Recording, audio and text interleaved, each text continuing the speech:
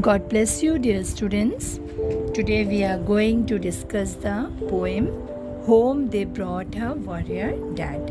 And this poem is written by Alfred Lord Tennyson. So let's know something about the poet. Alfred Lord Tennyson was a famous 19th century English poet. He was poet laureate of Great Britain and Ireland during much of Queen Victoria's reign. Many of his poems are full of strong emotions, sorrow, courage, and religious devotion. Okay, so here in this poem, the poet speaks about the dead soldier's widow at his death, and the soldier's wife, she is terrible shocked, and then this poet notices her lack of reaction in the first few stanzas, and however the last stanza reveals that she is not only a widow but also a mother, and the realization that she will have to raise the child alone shocks her back to life, and she weeps over the loss of her husband and the father of her child. Okay, so first of all I am going to recite the poem, and after that each stanza wise I will explain you the summary of the poem.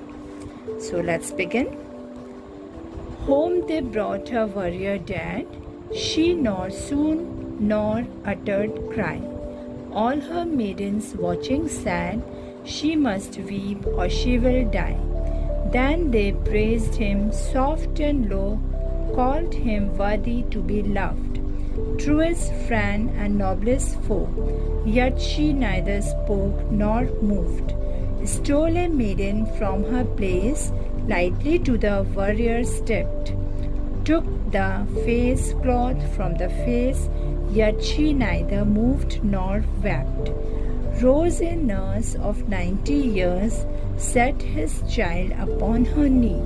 Like summer tempest came her tears, sweet my child, I live for thee. Okay, so now I'm going to explain about it. So this poem is written by Alfred Lord Tennyson, and this poem tells the story of a woman who lost her husband in battle. And here in the poem, the first few stanzas, the widow is seen only as a woman who has lost her husband.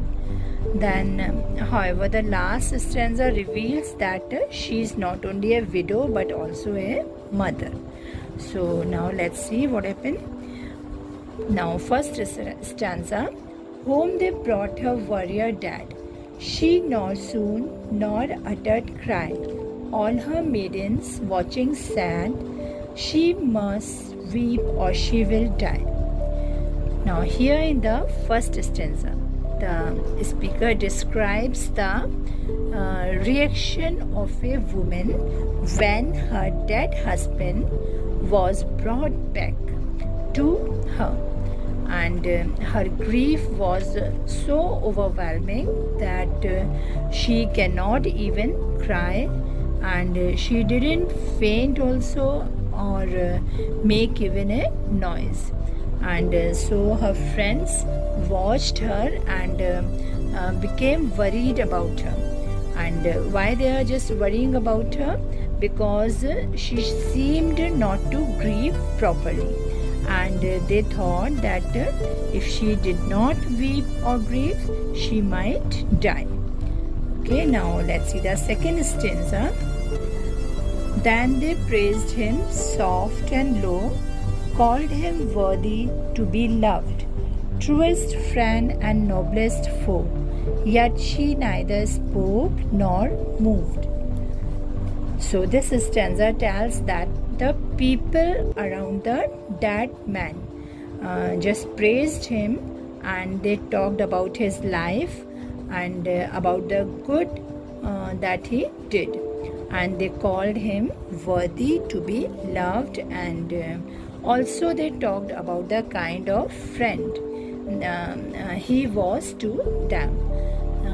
Then they just called him true and noble, and all these people who are around her grieved and spoke about the memories, but the wife of the dead man could not speak and nor move.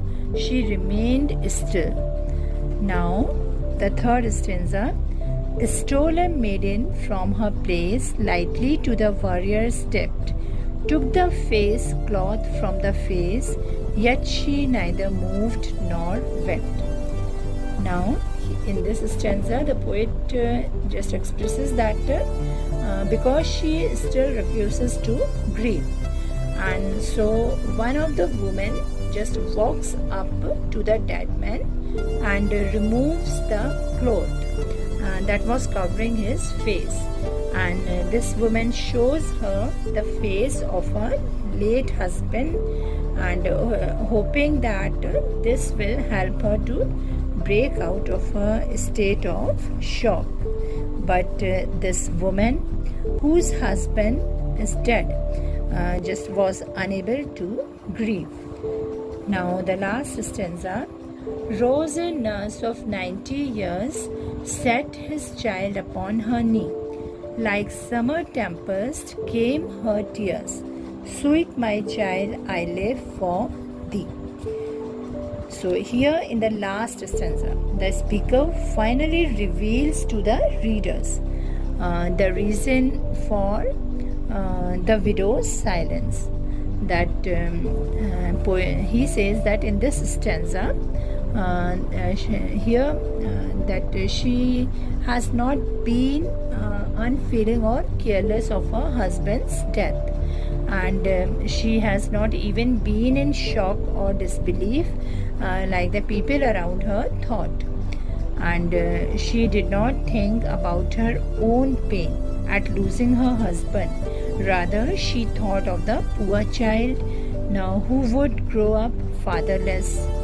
So she had determined herself to live for her child, and when she turned to see her child, then she cried out and burst in uncontrollable tears, and that came like a summer tempest, because now she is thinking of her child, that she only has to raise the child. So she realizing the loss of her husband's death, and her just grief burst out into tears. So now I hope that you all understand the poem. It is really a nice poem. So okay, so just to get the question answers, children, you have to go through the description box of this video, and your homework is you have to learn and write the word meanings and also the question answers. Okay, so now you do the well preparation for your first semester exam, which is approaching very fast. So my best wishes are with you. So now again we will meet in the next video with the next chapter. Till then, wish you all the very best.